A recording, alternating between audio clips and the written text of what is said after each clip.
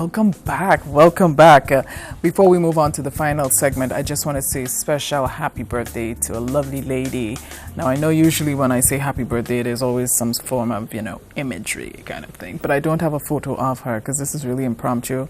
And I just want to say special happy birthday to Priscilla Barry. Priscilla Barry is one of those ladies, when I'm presenting for the National Lotteries, would be standing next to me as the representative or the auditor, so to speak. So Priscilla, happy birthday to you, my girl. I know you're going to have a fantastic day today, and we got to catch up. She knows what I mean. We got to catch up. So have a wonderful one. And if you're celebrating your birthday today, special happy birthday to you. May you live to see many, many more. So for the final segment, this one is going to be quite exciting for me indeed. I have the honor of chatting this morning with a gentleman who's an author. He's a journalist, promoter, and producer. I have in studio with me this morning, sitting closest to me, Mr. Herman Hall. And joining Mr. Hall is no stranger to the program. Marcus Christopher is back in the building after how much years, Marcus? Wow. Marcus, of course, is the managing director, if I can use that title, sir, for Pipeline Promotions Company. Good morning, gentlemen, and welcome. Good morning. Welcome, Mr. Hall. Welcome back home. Okay, thank you. You're welcome, sir. You're welcome. This is exciting, sir. Firstly, you're actually from Belvedere Estate in St. John. Well, right. It's no longer an estate. No. It's basically property. But before I say, I've heard so much of your show, abroad. And sometimes I look at clips. So it's just an honor to be on your show. Oh, too kind, sir. Thank you so much. You have me blushing. Thank you so much. Okay. Thank you. I appreciate that. If you can, sir, I know you have quite an interesting portfolio. Now, I'm used to Everybody's Magazine. Okay. And I remember I knew all about Everybody's Magazine through this young man here. Okay. This gentleman here. Thank you. Thank you. And firstly, before we move on to your book, sir, tell us a little bit about Everybody's Magazine. I mean, I know, but for the benefit of our viewers who probably never heard of Everybody's Magazine, tell me a little bit about it. Yeah, well, Everybody's is basically a Caribbean American magazine. It is about the oldest of the Caribbean American publications. It is 39 years old. Wow. We used to be like 11 times a year, but we all know what the age of digital has done to print. So we come out about 6 times a year now. As a matter of fact, in tribute, and I would like to mention that the late Dr. Sam Lamiel Stanislaus, that was on here in Grenada last night on the news. Yes. He was a writer for many, many years and a great supporter of the magazine. The current issue, we normally do a presidential poll since 1980. We started in 1977. And as you can see, our latest presidential poll, this is based on how we believe the English-speaking Caribbean citizens of the United States are going to vote. And as you can see, quite a number of them are going to vote for Mr. Wow, Clinton. look at that. Look at the figures there. Right. We have got a lot of publicity on that particular issue, the New York Daily News, quite a number of, including CNN, they have asked us about our polling methods and how we did it. It is really based on zip codes because we have subscribers across the United States. Right. What attracted you to writing, sir, and being involved in everything that you are in journalism?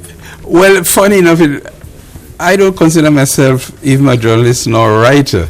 As a matter of fact, when I went to the GBSS, I never even passed an English test. So it's kind of a strange. But to make a long story short, I got involved in the Caribbean Carnival in Brooklyn, and I was one of the early organizers of Brooklyn's Carnival. We're talking about the late 60s, when we had about maybe 50,000 people in the Carnival. We were the ones who actually brought Carnival to Eastern Parkway. And I was the publicity director, and we did the Carnival Journal.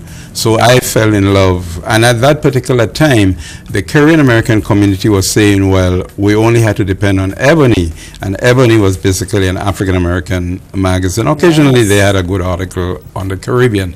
So I decided to do Everybody's because of the Carnival. And we are still around. And you're still going strong. Yeah. Wonderful. Now, Marcus, if I can move over to you, just for a brief moment, being part of, because I know that you have an official launch coming up. Correct me if I'm wrong. Yes, we do. We have For an the official book. launch for the book coming up on Thursday, Yes. the 22nd of September, this Thursday Right around the at corner. Marischal House. Yes. So it's something that we want to invite the entire general public to come and attend, be a part of this historic event, because it's the first time really that any book has been written on estate life, really, in the 1950s, late 1940s, early 1950s, up till the end of that decade. So really it can incorporate multiple generations. So our grandparents, our parents, and local history is somewhat lost. The facts of it, really, not just the fictional and the Nancy stories we heard about it, but the actual facts about what happened in what I was as a child, like Sky Red with Uncle Gary, Yes. affectionately known as Uncle Gary, learning about the trade movement, the laborers, and who were considered to be the illiterates back then on the plantations and the estates. Giving their account and understanding that there's so much things that we take for granted that's happening now. Yeah. It's a part of our culture, but we don't really know the roots of our culture. Very true. So this is the first time really that we're having a launch for a very historic, not just memorable, but a historic book encompassing many decades, and just hinting to the name of the book. Yeah. Fedon's House is actually Yeah. incorporating the late 17th century, 1795 with Fedon, right up to Hind, or revolution in the 80s. So it's showing how Grenada, island of conflict, affectionately known by the late George Brezano, Prime Minister, showing how the spirit of Fedon from 17th century, so the 18th century, was being replayed over and over again Yeah. in our culture. Yeah. So it's something that I know that not just millennials as myself, I'm not giving my age, millennials as myself would appreciate, but the next generation, my grandkids would love to know about, because it's something that is not really, it's not common. Every year It's not, someone writes a book about George Washington or Thomas Jefferson and the U.S. founding fathers, or even Queen Elizabeth and the British hierarchy and so on. But how often do we have facts about Grenada? True. And not just snoozing and not giving anybody any hints that everybody's going to be sleeping on academic books, but this is really enjoyable history. We can use it in our schools, but it's history told by our grandparents. Many of them would have passed away, or many generations. So it's stories that they would have heard over and over as children. Yeah. And being a child in the 50s and being a child in the new millennium, it's two different things, but there are a lot of commonalities in it. So we're just trying to invite everybody to come and be a part of this wonderful occasion. Yes, and speaking about wonderful occasion, before I ask you where folks can find a copy of this, if it's online, where is your launch going to be happening? Where's the launch It's going to be happening happening? At what time? at Marischal Folk Theatre. Yes, you did mention that, sorry. On Thursday, Yes. in St. George's on H.A. Blaze Street.